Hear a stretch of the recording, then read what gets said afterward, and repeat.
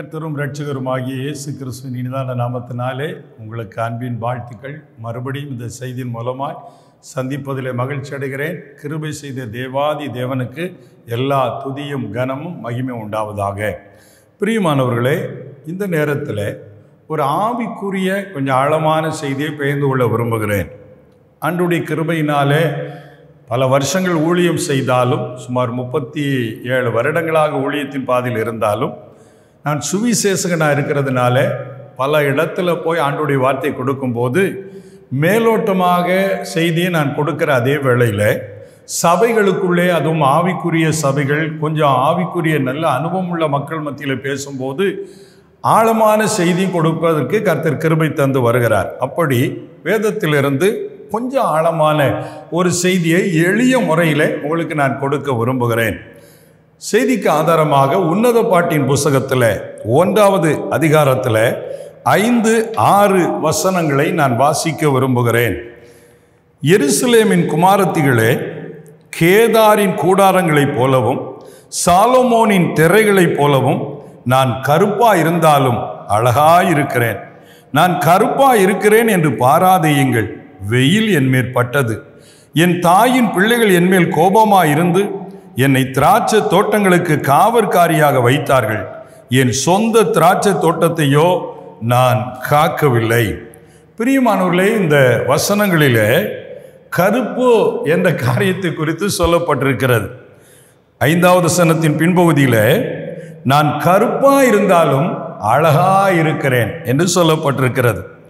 6ஆம் வசனத்தின் முதல் பகுதியிலே நான் கருப்பா இருக்கிறேன் என்று பார்க்காதீங்க, பாராதீங்கன்னு சொல்லியிருக்கு. இந்த சத்தியத்திலிருந்து, இந்த வார்த்தையிலிருந்து ஆவிக்குரிய விளக்கங்களை உங்களுக்கு நான் பகிர்ந்து கொள்ள விரும்புகிறேன். கர்த்தருக்கு மகிமை உண்டாகட்டும். முதலாவதாக, உன்னத பாட்டின் புஸ்தகம் என்பது ஒரு மேன்மையான உன்னதமான பாட்டு என்ற பொருளை உடையது. அதாவது தேவனை மணவாளனுக்கு ஒப்பிட்டு, ஆண்டவராகிய கர்த்தரை மணவாளனுக்கு ஒப்பிட்டு, திருச்சபையின் பிள்ளைகளை திருச்சபையை மணவாட்டிக்கு ஒப்பிட்டு, இது எப்படி திருமண பந்தம் உடன்படிக்கை மூலமாய் உயிருள்ள வரை தொடர்கிறதோ, அது நேர்மையானதாக ஒழுக்கமானதாக நியமிக்கப்பட்டிருக்கிறதோ, அதை போல தேவனுக்கும் திருச்சபைக்கும் இடையே உள்ள உறவு நீண்ட கால உறவு, மரணம் வந்தாலும் அதற்கு பின்பும் தொடர்கிற ஒரு உறவு என்பதற்கு ஓமானமாக இப்படி ஆண்டவரை மணவாளனாகிய திருச்சபையை மணவாட்டிக்கு ஒப்பிட்டு சொல்லப்பட்டிருக்கிறது. அப்படி சாலமோன் என்று சொல்லக்கூடிய ஒரு ராஜா, கடந்த செய்தியிலே நாம் அவரை குறித்து பார்த்தோம். அவர் தேவன் கொடுத்த ஞானத்தினாலே இந்த உன்னதமான பாட்டை எழுதியிருக்கிறார். இதை இஸ்ரவேல் ஜனங்களுக்கு ஒப்பிட்டும் சொல்லுவார்கள், ஆவிக்குரிய சபைகளுக்கு ஒப்பிட்டும் சொல்லுவார்கள். ஆகவே இந்த பாடலுக்கு பெயர் உன்னத பாட்டு. இதுல கொஞ்சம் தெய்வீக அன்பினால் நிரப்பப்பட்ட பல வார்த்தைகள் இருக்கிறது. என் நேசர், என் பிரியமே, என் மணவாளியே, என் தோட்டமே, அப்படின்னு நிறைய வார்த்தைகள் வாசிக்கும் போது சிலர் இதை காதல் கடித புஸ்தகம் என்றெல்லாம் சொல்லுவாங்க. உண்மையில் அப்படி சொல்லுகிற வார்த்தை தவறானது என்று நான் சொல்லுகிறேன். இது உன்னதமான பாட்டு. காதல் என்பது மட்டமானது. காதல் என்பது ஒரு மனிதனுடைய வாழ்வை அழிக்கவும் கூடியது. காதல் உலகத்தில் ரொம்ப பெருசா போற்றப்படுகிறது. உண்மையான காதல் இருக்கிறது என்றெல்லாம் சொல்லுகிறார்கள். ஆனாலும் அது உலக பிரகாரமான சம்பந்தப்பட்டது. அது ஆவிக்குரியதல்ல. காதல் என்பது, காதலித்தா ஓடி போறாங்க, காதலுக்கா கொலைலாம் நடக்குது. ஆனால் இது அப்படி அல்ல. தேவனுக்கும் திருச்சபைக்கும் இடையே உள்ள தெய்வீக அன்பை வர்ணிக்கிற ஒரு பாசத்தின் வெளிப்பாடு. இதை போய் மட்டமான காதலுக்கு ஒப்பிடக்கூடாது. நான் இயேசுவை காதலிக்கிறேன் அப்படிலாம் பாட்டுலாம் வந்ததா சொல்லுவாங்க. இயேசுவெல்லாம் காதலிச்சுக்கிறேன் வார்த்தையே சொல்லு தப்பு. இயேசுவை காதலிக்க இயேசு கூட கூட்டிட்டு ஓட போறீங்களா? அந்த வார்த்தையே சொல்லக்கூடாது. பாசம், நேசம், அன்பு என்ற வார்த்தையை பயன்படுத்தலாம். ஆங்கிலத்திலே லவ் என்று சொல்லப்படுகிறது. அந்த லவ்வை காதலுக்கு ஒப்பிட்டு சொல்லுவது பைபிள் படி சரி கிடையாது. நாம தெய்வீக அன்பை, ஆண்டவருக்கும் நமக்கும் இடையே உள்ள உறவை ஒப்பிட்டு சொல்லப்பட்டிருக்கிறது. அதை தெய்வீகமாக தான் பார்க்கணுமே தவிர அதை காம ஒரு நிலையோடு கூட பார்க்க கூடாது. ஒரு காரியத்தை நான் சமீபத்தில் அறிந்தேன், ரொம்ப வேதனையா இருந்தது. பொது மொழிபெயர்ப்பு பைபிள்ல, தமிழ்ல இந்த எங்கெல்லாம் நேசர் நேசர் என்று வருகிறதோ அங்கெல்லாம் காதலர் காதலர் என்று மொழிபெயர்த்திருக்கிறாங்க. வேதனையான காரியம். ஆகவே காதல் என்பது மட்டமானது, தேவனுடைய அன்பு என்பது மேன்மையானது. ஒரு அல்லேலூயா சொல்லுங்களேன். இதை நான் சொல்லதுக்காக சிலர் வியாக்கியானம் பண்ணலாம், எனக்கு அதை பற்றிலாம் பிரச்சனை கிடையாது. நான் கர்த்தருடைய வார்த்தையை தெளிவாக சொல்ல விரும்புகிறேன். ஆகவே இது உன்னதமான பாட்டு, இது மட்டமான பாட்டு அல்ல. ஆகவே அந்த காதலில் விழுந்தவங்க, காதலிச்சு கல்யாணம் பண்ணவங்க, அவங்களுக்கு அந்த மாதிரி இதை எடுத்து பைபிளே எப்படி சொல்லியிருக்குன்னு தங்கள் வசதிக்கு ஏற்பதை திருப்புவாங்க. அது சரி கிடையாது. பிரியமானவர்களே, பைபிளில் நேசித்து விரும்பி திருமணம் செய்த காரியங்களாக சொல்லப்பட்டிருக்கிறது. அதற்காக அதுதான் சரி, காதலிச்சு தான் கல்யாணம் பண்ணலாம் அப்படிங்கிற காரியத்தை நான் ஒத்துக்கொள்ள மாட்டேன். தேவன் நியமித்து பெற்றோர் சம்மதத்தின்படி செய்யப்படுகிற திருமணங்கள் தான் ஆசீர்வாதமாக இருக்கும். சரி, இங்க வசனத்துக்கு வருவோம்.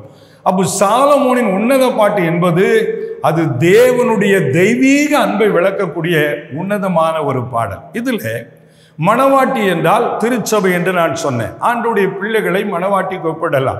இப்ப இந்த மணவாட்டி தான் எருசலேமின் குமாரத்திகள் என்ற மற்ற தேவனுடைய பிள்ளைகளை பார்த்து சொல்லுகிறாள். என்ன சொல்லுகிறாள்? கேதாரின் கூடாரங்களைப் போலவும் சாலமோனின் திரைகளைப் போலவும் நான் கருப்பா இருந்தாலும் அழகா இருக்கிறேன். இந்த வசனத்தை தேவ ஊழியர்கள் இப்படி மொழிபெயர்த்திருக்கிறதே அல்லது வியாக்கியானம் பண்ணுகிறதே நான் பார்த்து இருக்கிறேன். எப்படி அப்படின்னா, கருப்பா இருந்தாலும் அழகா இருக்கிறேன்னா என்ன அர்த்தம்? நான் சரியில்லாம இருக்கிறேன் ஆனா நல்லா தான் இருக்கிறேன் அப்படிங்கிற மாதிரி வியாக்கியானப்படுத்தி சொல்லி இருக்கிறார்கள். அது ஒரு விதத்துல எடுத்துக்கொள்ளலாம். சிலர் பாருங்க, நான் சரியில்லட்டா கூட நான் நல்லா தான் இருக்கிறேன். வேதத்துல அப்படி உதாரணம் யாரு சொல்லலாம் அப்படின்னா, சவுல் ராஜாவை சொல்லலாம். சவுலுக்கு ஆண்டவர் ஒரு கட்டளை கொடுக்கிறார், அமலேக்கியரை அழித்து கொண்டு விட்டு வா என்று சொல்லி. எதுவுமே இறக்க வைக்காம அத்தனை அழிச்சிருன்னு. ஆனா அவன் ராஜா உயிரோடு பிடிச்சிருவான். முதல் தரமான ஆடுகள் மாடுகளை எல்லாம் தனக்கென வேறுபிடித்து வைத்துக் கொள்வான். இது கர்த்தருடைய பார்வையிலே திருப்தியா இல்லை. நான் அவனை ராஜாவாக்கனுக்கு மனசாவப்படுகிறேன் அப்படின்னு சொல்லக்கூடிய அளவிற்கு, கர்த்தர் சொல்லும் அளவுக்கு அவன் கர்த்தரை திருப்தி படுத்தலை. கர்த்தர் சொன்ன வேலையை சரியா செய்யலை. ஆனா இவன் தனக்கென ஒரு ஜெயஸ்தம்பம் நாட்டி, ஒரு வெற்றி தூண் நாட்டி, நான் ஆண்டவர் சொன்ன வேலையை நிறைவேற்றிட்டேன் அப்படின்னு தானே தம்பட்டம் அடித்துக் கொள்கிறான். நான் கருப்பா இருந்தாலும் அழகா இருக்குன்னு சொல்ற மாதிரி அவன் தேவனுடைய பார்வையில சரியில்லை. ஆனா அவன் நான் வெற்றி பெற்றுட்டேன், யுத்தத்துல ஜெயிச்சுட்டேன் அப்படிங்கிறான். உடனே சாமுவேல் தீர்க்கதரிசி சொல்றான், அப்படின்னா என் காதுல விழுகிற ஆடு மாறு சத்தம் என்னப்பா, தேவன் உன்னை எந்த சூழ்நிலையில அனுப்புனாரு, நீ இப்படி பண்ணிட்டு வந்திருக்கேன்னு சொல்லுகிறான். அப்போ தேவனுடைய பார்வையில் அது சரியில்லை.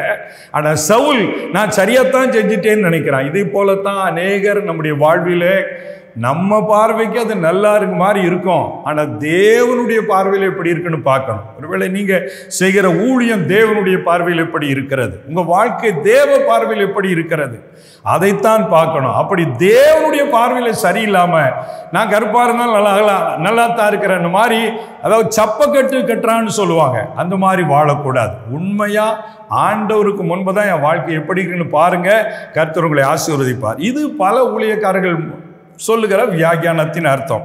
நான் இதை தியானித்த பொழுது எனக்கு கர்த்தர் என்னை வெளிப்படுத்தினார். பாருங்களேன், அவள் நான் கருப்பா இருக்கிறேன் என்பதற்கு காரணம், உதாரணம் என்ன சொல்லுகிறாள் பாருங்க. உதாரணம் என்ன சொல்லுகிறாள்? நான் கேதாரின் கூடாரங்களைப் போலவும் சாலமோனின் திரைகளைப் போலவும் கருப்பா இருந்தாலும் அழகா இருக்கிறேன்னு சொல்றான். அதாவது அந்த கருப்புக்கு ஓமானமாக என்ன கருப்பு அப்படின்னு சொல்றா பாருங்க. கேதாரின் கூடாரம் ஒண்ணு, ரெண்டாவது சாலமோனின் திரை. கொஞ்சம் விளக்கம் சொல்றேன் பாருங்க.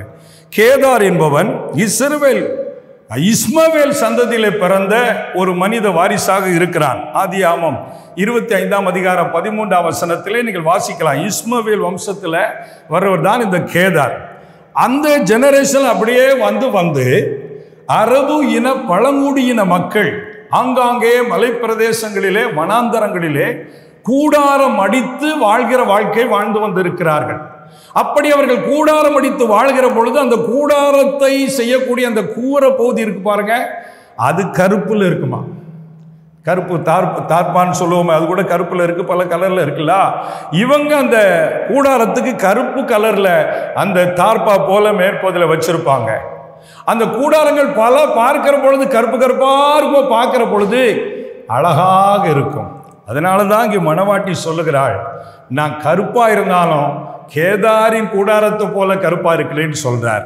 அப்படி சொல்றதுக்கு இன்னொரு அர்த்தம் என்ன, அந்த கேதாரின் கூடாரங்கள் மிக உறுதியானவைகள். கருப்பு கலர்ல இருந்தா கூட உறுதியானவைகள். அந்த கூடாரம் மழை எவ்வளவு பெரிய மழை பெய்தாலும் தாங்கிக் கொள்ளும்.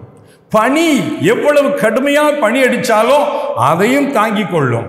அது மாத்திரம் அல்ல, அது வெயில் அடிச்சா கூட தாங்கக்கூடிய அளவுக்கு அது உறுதியானது, தாங்கும் சக்தி கொண்டது. அதனாலதான் நான் அந்த கூடாரத்தை போல கருப்பா இருந்தா கூட நான் ஸ்ட்ராங்கான ஒரு ஆளு, கருப்பா இருந்தாலும் அழகா இருக்கிறேன். பிரியமான கர்த்தருடைய பிள்ளைகளே, நீங்க கருப்பா இருக்கிறீங்களா, சிவப்பா இருக்கீங்களா, வெள்ளையா இருக்கிறீங்களா, நோ ப்ராப்ளம். உலகத்துல மனிதர்கள் பல கலர்ல இருக்கிறாங்க. ஆனாலும் எல்லா மனிதருக்கும் தேவன் நம்முடைய ஆண்டவர் தான். அதனால அவர் சிவப்பு இவர் ஆண்டவருக்கு பிடிக்கும், இவர் கருப்பு ஆண்டவருக்கு பிடிக்காது, அப்படிலாம் கிடையாது. அவர் வெளிப்பிரகாரத்தை பார்க்கிறவர் அல்ல, மனுஷன்தான் முகத்தை பார்ப்பான், கர்த்தரோ இருதயத்தை பார்க்கிறவர். அதனால வெளிப்படைய ஐயோ நான் அழகு இல்லையே, நான் கலர் கம்மியா இருக்கேனே, நிறைய பேருக்கு வருத்தம். அதுதான், முடி கூட வெள்ளையாயிட்டுன்னா ஐயோ வெள்ளையாயிட்டேன்னு ரொம்ப வருத்தம். அதெல்லாம் வருத்தப்படுங்க, அதுக்கு மட்டும் கருப்பா அடிக்கணும், அதான் முடி வெள்ளையா இருக்கக்கூடாது அப்படின்னு நினைக்கிற மக்கள் இருக்கிறாங்க. அதே போல பெல்ட் கருப்பா இருக்கும், சிலர் முழு வெள்ளை பியூர் ஒயிட் போடுவாங்க, நல்லா இருக்கும். ஆனா தலையில கருப்பு தான், பெல்ட் கருப்பு தான், ஷூ கருப்பு தான். ஆகவே கருப்பு என்பது மோசமான கலர் அல்ல.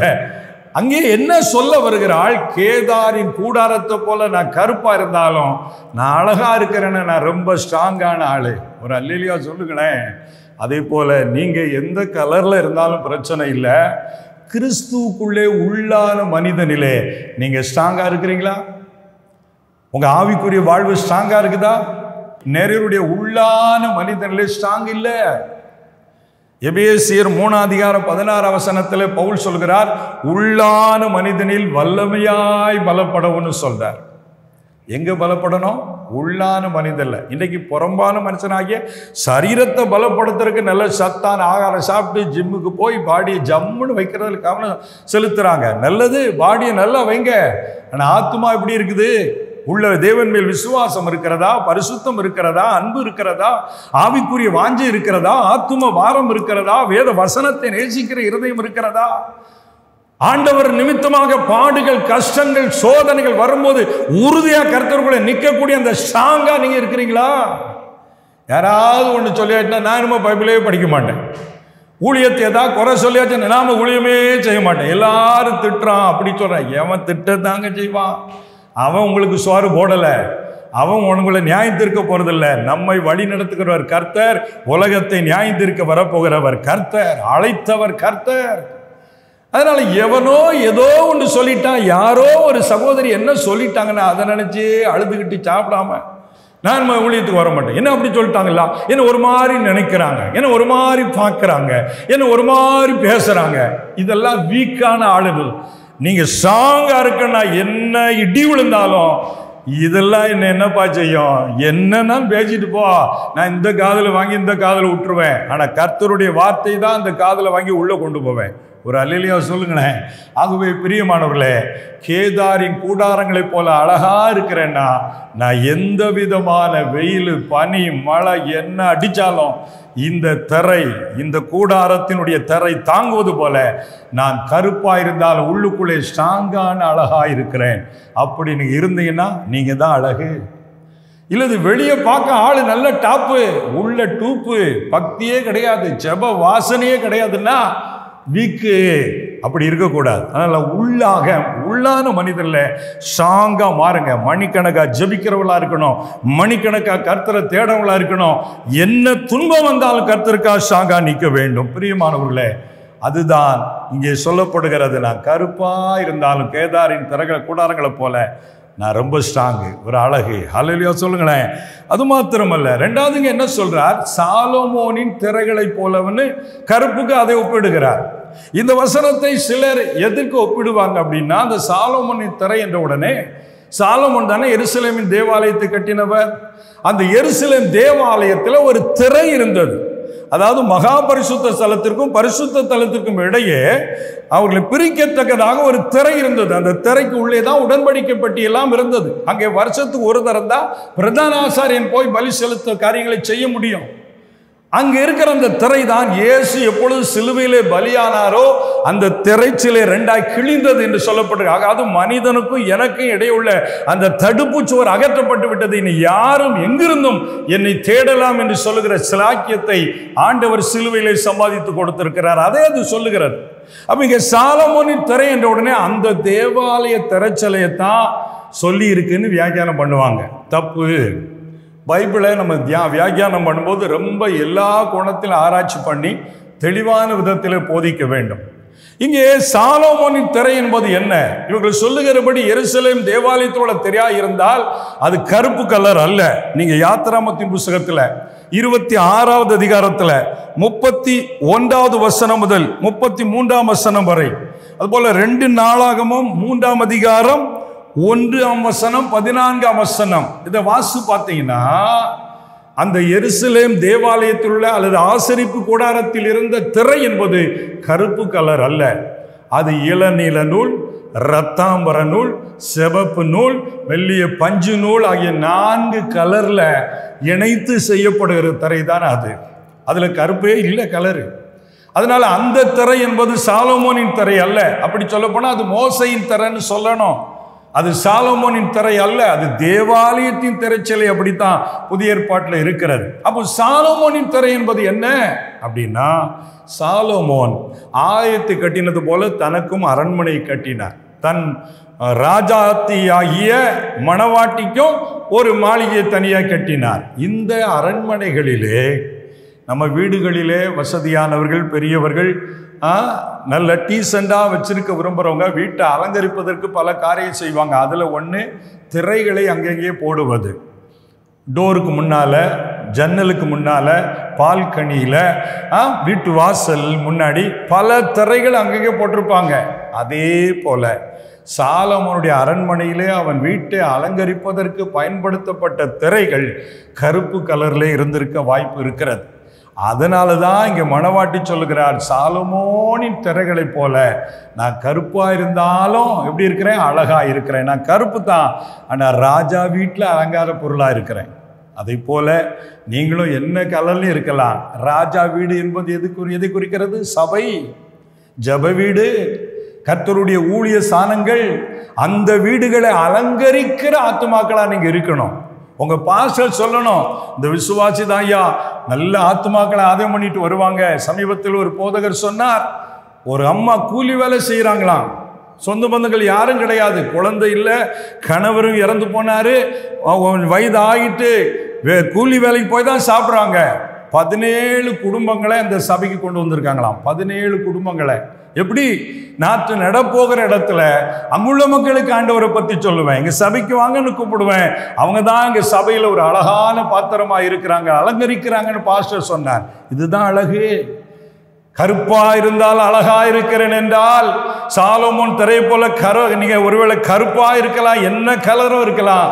உங்கள் சபையை அலங்கரிக்கிற பாத்திரங்களா நீங்கள் இருக்கணும். உங்க சபைக்கு உங்களால பிரயோஜனம் இருக்கிறதா இருக்கணும். சபையில் எல்லா காரியத்திலும் அட்டன் பண்ணி சபைக்கு வேண்டிய காரியங்களை செய்து ஊழியத்திற்கு உதவியா நீங்க இருப்பீங்கன்னா நீங்க தான் அழகு. ராஜா வீட்டில், ராஜாவின் அரண்மனையில அலங்கரிக்கிற ஒரு அழகு தரையாக இந்த மணவாட்டி இருக்கிறாள். நீங்க அலங்கார பொருளா இல்லை அலங்கோலமான பொருளா? இந்த அக்கா வந்துட்டாளா சபையை ரெண்டாக்கிடுவாளே, அந்த மாதிரி இருக்கக்கூடாது. அது அழகல்ல, அது அழகல்ல. உங்கள் மூலமாய் தேவன் நாம மகிமைப்படக்கூடிய விதத்தில் சபைக்கு, ஜப வீடுகளுக்கு, ஊழியங்களுக்கு அழகு சேர்க்கிறவர்களாய், பரலோக ராஜ்யத்திற்கு மகிமை கொண்டவர்களாய் நீங்க இருப்பீங்கன்னா அதான் அழகு. சரி, மூன்றாவதாக ஒரு காரியத்தை சொல்லி நாம ஜபிக்க போறோம். இந்த மணவாட்டி கருப்பா இருக்கிறேன் என்று பாராதையுங்கள்.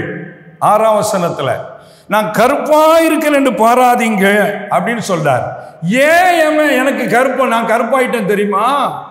எதனால நான் கருப்பானேன்னு தெரியுமா? 6ஆம் வசனம் சொல்லுகிறது, வெயில் என் மேல் பட்டது. பிரியமானவர்களே, இவன் நல்ல அழகான மணவாட்டி தான். ஆனா வெயிலில் வேலை செய்யக்கூடிய ஒரு நிலைக்கு அவள் தள்ளப்படுகிறாள். திராட்சை தோட்டத்தில் காவற்காரியா இருந்து அந்த தோட்டத்தை காவல் செய்கிற ஒரு பொறுப்பை செய்யறதுனால, அது வெயிலே அலைய வேண்டிய வேலையா இருந்ததுனால தோல் கருப்பாயிட்டார். அப்படின்னா என்ன அர்த்தம்? கடுமையா ஆண்டவருக்காக மணவாளனுக்காக உழைக்கிற ஒரு பாத்திரம்னு அர்த்தம்.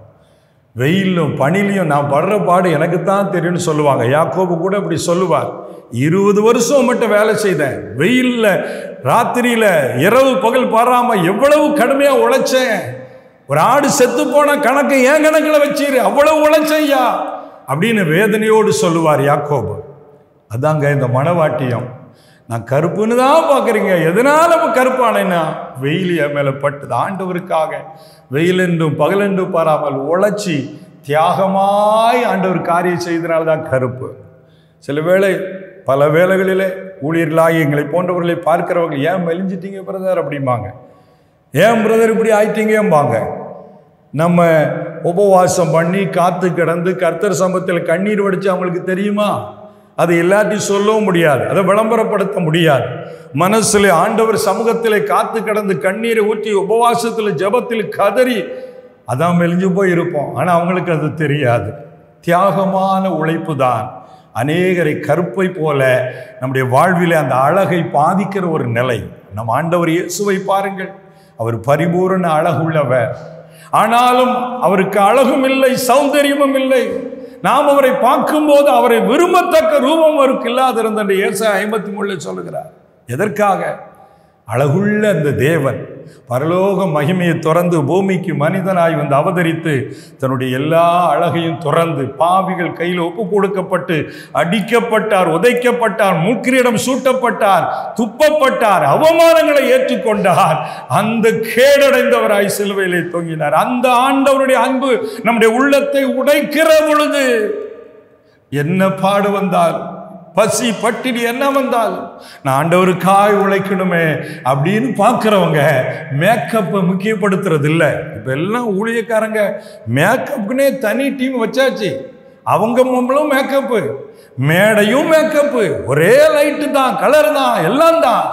ஆனால் அந்த ரங்கத்தில் கண்ணீர் விட்டு கதறி தன் சரீர சுகத்தை பார்க்காமல் ஆண்டவருக்காய் மணிக்கணக்காய் புலம்புகிற ஊழியர்கள் எங்கே என்று தேவன் தேடுகிறார். ஸ்டைலு பந்தா உலகத்தை போல எல்லாவற்றையும் மாற்றி கொண்டிருக்கிற நிலைக்குள்ள இன்னைக்கு சபை போய்கொண்டிருக்கிறது. ஆனா இங்க மணவாட்டி, நான் கருப்பா இருக்கிறேன்னு என்ன தப்பா நினைக்காதீங்க. நான் ஏன் கருப்பா இருக்கிறேன்? தாத்த தோட்டத்துல காவக்காரியா என்ன வச்சுட்டாங்க. என் தாயின் பிள்ளைகள் எல்லாரும் என் மேல கோபமா இருந்தாங்க. ஏன் இப்படி வெயில போன, ஏன் இப்படி ஆன, உனக்கு என்ன, உன் கௌரவம் என்ன சொன்னாங்க. பரவாயில்ல, நான் ஆண்டவருக்காய் தியாகத்தோடு உழைக்கிற ஒரு பாத்திரம். அப்போ கருப்பானது காரணம் என்ன? தியாகமான உழைப்பு. கடுமையாக உழைச்சாதாங்க கர்த்தர் பயன்படுத்துவார். ஸ்டைலா பந்தாவா அப்படியே போட்டிருக்கிற பவுடரு மேக்கப்பு கலையாமல் இருந்து வந்து ஸ்டைலாக பாடிட்டு கர்த்தர் பயன்படுத்துகிறான்னு சொல்றது இல்லை. உன்னை உடைச்சி நொறுக்கி தேவ சமூகத்தில் ஊற்றணும். அதுக்காக நீ மேக்கப் போடண்டா, நான் நீட்டாக இருக்கேன்னு சொல்லல. நீட்டாக இரு, அழகாயிரு. ஆனால் வெளியே உள்ள மேக்கப்பை விட உள்ள ஆத்மாவை எப்படி மேக்கப் பண்ணி வச்சிருக்கேங்கிறத முதல்ல பாருங்க. 1 மணி நேரம் ஜெபம் பண்ண முடியல, கண்ணீர் ஜபத்தில் வரவே மாட்டேங்கிறது, உபவாச ஜபம் இருக்க முடியல. ஆனால் ஸ்டைல பாடல் பாட சொன்னால் அது பாட்டில் பாட்டு எத்தனை பாட்டினாலும் பாடுறது. எனக்கு அன்பானவர்களே, தியாகமாக உழையுங்க. அது நிமித்தமாக உலகம் உங்களை தூற்றட்டும், உலகம் உங்களை ஏசட்டும், பைத்தியம்னு சொல்லட்டும், பரவாயில்ல. ஆனால் கருப்பாக இருந்தாலும் கர்த்தருடைய பார்வையில் நீங்கள் அழகாக இருப்பீர்கள். அல்லேலூயா. ஏன்னா நீங்கள் படுற பாடு, பிரயாசம், வேதனை எல்லாம் அவருக்கு தெரியுங்க. பிரியமானவர்களே, பிரபல்யமான மக்கள் பலர் இருக்கிறார்கள், நல்லது தான். ஆனால் பிரபல்யமாக இருக்கிற மாதிரி சோ காட்டி மக்களை வஞ்சித்து ஏமாத்துற கூட்டமும் பெருகிட்டு இருக்கிறது. ஆனால் இன்னொரு பக்கம் சாப்பாட்டுக்கு கஷ்டம், சொந்த வீடு இல்லை, சொந்த வாகனம் இல்லை, பிள்ளைய படிக்க வைக்க முடியலை. ஆனாலும் கர்த்தருக்காய் உபவாசம், இரவு ஜெபம், பகல் ஜெபம் என்று ஓடி ஓடி சுவிசேஷத்தை அறிவித்து ஆத்துமாவை ஆதாயம் பண்ணுகிற ஒரு கூட்டம் தேசத்தில் இருக்கத்தான் செய்கிறது. அதுதான் இந்த கூட்டம். நான் கருப்பா இருக்கிறேன்னு பார்க்காதீங்க, எனக்கு வசதி இல்லைன்னு நினைக்காதீங்க, எனக்கு படிப்பு இல்லைன்னு நினைக்காதீங்க. நான் வெயில் பட்டது ஆண்டவருக்கா உழைச்சதுனால, தியாகத்தினால் இப்படி என்று சொல்கிறதை பார்க்கிறேன். ஆகவே பிரியமான கர்த்தருடைய பிள்ளைகளை, தியாகமாய் ஆண்டவருக்கா சேவை செய்யுங்க. நீங்கள் கருப்பாக இருந்தாலும் பரவாயில்ல, ஆண்டோடைய பார்வையில் நீங்கள் தான் அழகு. ஆகவே இப்படிப்பட்ட ஒரு தியாகமுள்ள அர்ப்பணிப்பை கர்த்தர் கூடத்தில் எதிர்பார்க்கிறார். நிறைய சம்பவங்கள் சொல்ல நேரம் இல்லை, ஆனால் கூட நான் இப்போ உங்களுக்காக ஜெபிக்க போகிறேன். சமீபத்தில் ஒரு சகோதரி எங்கள் ஊழியத்தில் நல்ல உதவியாக இருந்த ஒரு தாயார், எதிர்பாராமல் இட்லி வியாபாரம் பண்ணி அவங்க ஒரு தேவைகளை நடத்துகிற ஒரு சகோதரி. அந்த சகோதரி, ஐயா அந்த வியாபாரத்திலிருந்து ஒரு பகுதி எடுத்து வச்சு உங்கள் ஊழியத்துக்கு இந்த கூட்டத்துக்காக வச்சிருக்கையான்னு ஒரு முறை காணிக்கை கொடுத்தார்கள். ஜெபிச்சுட்டு வந்து அதே தாயார் பல மாதங்கள் கழித்து ஒரு நாள் கேள்விப்பட்டேன், அவங்க நைட்டு அந்த ரூமை பூட்டிட்டு வரும்போது சிலிண்டர் ஆஃப் பண்ணாமல் வச்சுட்டு வந்திருக்கிறாங்க. அடுத்த நாள் காலையில் போனால் அன்றைக்கி பார்த்தா அவங்களுக்கு சோமில்லை, சளி, ஒன்றும் வாட தெரியல. உள்ளே போய் வழக்கம் போல் அடுப்பை பற்ற வச்சுருக்காங்க. குபீர்னு தீ பிடிச்சு எரிந்து அந்த தீயிலே மரித்து விடுவார்கள் நிலையிலே ஆச்சரியமாய் தப்பித்து வெளியே வந்தார்கள். ஆனால் அந்த தீயினுடைய அகோரம் அவங்க முகங்க எல்லாம் பாடியெல்லாம் கருகி தோளெல்லாம் வெந்து உருகி போய் பார்க்கவே அருவருப்பான ஒரு நிலைக்கு ஆளாயிட்டாங்க. அவங்கள பார்த்து கண்ணீரோடு ஜெபிச்சு வந்த மறுபடி அவங்க என்ன சொன்னாங்க தெரியுமா? ஐயா நான் தான் கவனக்குறைவினால அப்படி அடுப்பை பற்ற வச்சுட்டேன், ராத்திரி அணைச்சிட்டேன்னு நினச்சி வந்துட்டேன். ஆனால் நான் அணைக்காமல் இருந்திருக்கிறேன் ஐயா, ஆண்டவர் இதுக்கு காரணம் இல்லையா, என்ன இந்த நிலையிலும் நான் ஆண்டவரை மறுதளிக்க மாட்டேயா, ஆண்டவரை குறை சொல்ல மாட்டேயா. அது மாத்திரம் இல்லை, இவ்வளவு பெரிய விபத்திலும் நான் உயிரோட இருக்கேன் பாருங்க, அதான் ஏசப்பா கிருபை பாருங்க. இந்த நிலையிலும் என் கண்ணு பாதிக்கல, உங்களை பார்க்க முடியுது, என்னால் பேச முடியுது, ஏசப்பா உயிரோட இருக்கிறார் ஐயா, நான் இன்னும் ஆண்டவருக்கா வாழவையான்னு சொல்லிட்டு அவ்வளவு விசுவாசத்தை வெளிப்படுத்தினார்கள். கண்ணீரோடு ஜெபித்து வந்து இப்போ நல்ல சுகமாகி கூட்டத்துக்கு நல்லா தினந்தோறும் வந்து ஜெபிக்க வந்து கொண்டிருக்கிறார்கள். ஒரு அல்லேலூயா சொல்லுங்களேன். அதாங்க தியாகம். மேக்கப்பை போட்டுக்கிட்டு வெளியே நல்லா பந்தா, உள்ளுக்குள்ள ஒரு உப்பு இல்லை. கர்த்தருடைய பார்வையில் அருவருப்பான ஒரு நிலை. ஆனால் இங்கே பாருங்க, தீயில கருணா கூட உள்ளத்தில் நான் ஆண்டவரை குறை சொல்ல மாட்டேயா, என் ஆண்டவர் தவறு செய்யலையா, நான் தான் தவறு பண்ணிட்டேன், அவரை நான் தேடுவேயா. இதாங்க தியாகம். நீங்களும் அப்படி துன்பத்தை கண்டு சோர்ந்து போகாமல், யார் என்ன சொன்னாலும் கவலைப்படாமல், உள்ளத்தில் ஸ்ட்ராங்காக மாறி தேவனுடைய திருச்சபை அலங்கரிக்கிற பாத்திரமாய் மாறி கர்த்தருக்காய் வாழ்வீர்கள் என்றால் கர்த்தர் உங்களையும் அழகுள்ளவர்களாய் மாற்றுவார், வாழ்க்கையை ஆசீர்வதிப்பார். ஒப்பு கொடுத்து நாம் ஜெபிப்போமா? ஆண்டவரை நோக்கி பார்ப்போம். மகா கிருபையும் மிகுந்த இரக்கம் நிறைந்த அன்பின் பரலோக பிதாவே, நீ தந்த நல்ல ஆவிக்குரிய சத்தியத்திற்காய் நன்றி அப்பா. நான் கருப்பா இருந்தாலும் அழகாய் இருக்கிறேன் என்று சொல்கிற மனவாட்டியை போல நாங்கள் உலக பிரகாரமா என்றவரே எங்களுடைய சரீரத்தில் அழகில்லாமல் இருக்கலாம், நான் உங்கள் பார்வையில் நாங்கள் தான்ப்பா அழகு. ஆண்டவரே உமக்கு ஸ்தோத்திரம் அப்பா. ஒருவேளை இந்த சவுலை போல நான் சரியில்லாட்டாலும் நான் நல்லா தான் இருக்கிறேன், அந்த வஞ்சனையான நிலை எங்களுக்கு வேண்டாப்பா. நாங்கள் சரியில்லைன்னா சரியில்லைன்னு எங்களுக்கு உணர்த்தி எங்களை சரிப்படுத்த அர்ப்பணிக்கிறோம் ஆண்டவரே. அது மாத்திரமல்ல, கேதாரின் கூடாரம் கருப்பு தான், ஆனால் ஸ்ட்ராங்கு. அதுபோல எங்கள் வாழ்க்கையிலும் கூட என்ன துன்பம் வந்தாலும் என்ன சோதனை வந்தாலும் ஸ்ட்ராங்காக மக்களை நிலை நிற்கிறவர்களாய் கர்த்தர்களை மாற்ற வேண்டும் என்று ஜெபிக்கிறோம் அப்பா. உள்ளான மனிதரிலே வல்லமையாய் பலப்படுத்தக்கதான் எங்களை மாற்றுங்கப்பா. அதனோடு கூட தியாகமான உழைப்பு, வெயில் என்று பாராமல் தோட்டத்திலே காவற்காரிய வேலை செய்தால் கூட ஏன் சொந்த லாபத்தை நான் பார்க்காம, சொந்த தோட்டம் நல்லா இருக்கணும்னு நினைக்காம, ஆண்டவருடைய தோட்டத்தை கவனிக்கிற அந்த தியாகமுள்ள அந்த வாழ்க்கையை போல நாங்களும் உம்முடைய ஊழியம், உம்முடைய காரியம், ஆண்டோடைய காரியம் தியாகத்தோடு சேவை செய்கிறவங்களை மாற்றுங்கப்பா. அப்படி அர்ப்பணிக்கிற ஒவ்வொரு வாழ்விலும் சரீரத்திலே அழகுண்டாகட்டும், ஆத்மாவிலே அழகுண்டாகட்டும், அவர்கள் வாழ்க்கை அழகுள்ள வாழ்க்கையாய் மாறட்டும் அப்பா. எதெல்லாம் இழந்து நிற்கிறார்களோ அதெல்லாம் திரும்ப கொடுத்து அவர்களை அழகுபடுத்தி ஆசீர்வதியும் அப்பா. அப்படியே திருமண வாழ்க்கையை ஆசீர்வதித்து அழகுபடுத்தும் அப்பா. பிள்ளைகளை கொடுத்து அழகுபடுத்தும் ஆண்டவரே. நல்ல சொந்த வீட்டை கொடுத்து அழகுபடுத்தும் ஆண்டவரே. ஒவ்வொருவரையும் அப்படி ஆசீர்வதிப்பதற்காய் ஸ்தோத்திரம். இயேசு கிறிஸ்துவின் நாமத்தில் ஜெபிக்கிறோம் நல்ல பிதாவே. ஆமேன். ஆமேன். பிரியமானவர்களே, கருப்பா இருந்தாலும் அழகா இருக்கிறீங்க. God bless you. Thank you.